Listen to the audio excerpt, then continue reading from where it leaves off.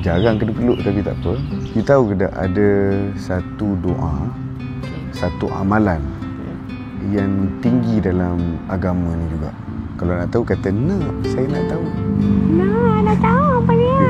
Ianya adalah selawat ke atas Nabi SAW. Selawat ke atas Nabi ni besar tak besar dia adalah antara amalan soleh yang Allah sendiri pun buat. Inna Allah, sesungguhnya Allah dan para malaikat memberi selawat kepada Nabi SAW. Jadi dalam peranti kita ni dipanggil apa ni? Ni Nun Heart. Tasbih audio pertama di dunia. Sebab dia boleh kirakan untuk kita sekali. Di mana? Dekat dia punya screen ni, LED screen ni, ada pun nampak 000.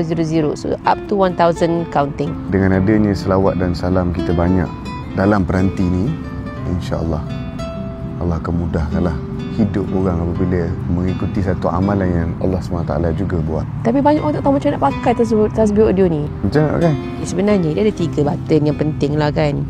Button zikir, hadis dan juga button lofa. Button tu special, ada share 4 special doa.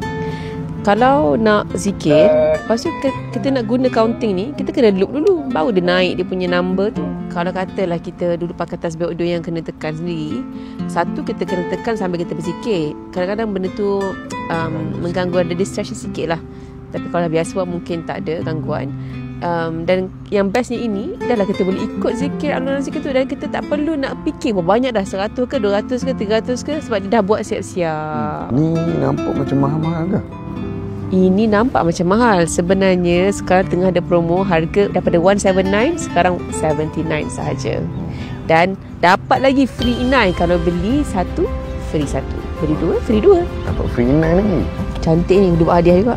Yes, sesuai untuk hadiah. Dan nak tinggalkan orang kalau nak pergi ibadah dan sebagainya. Kat mana lagi tuan-tuan nak dapat? Tak ada, hanya di Nunha sahaja.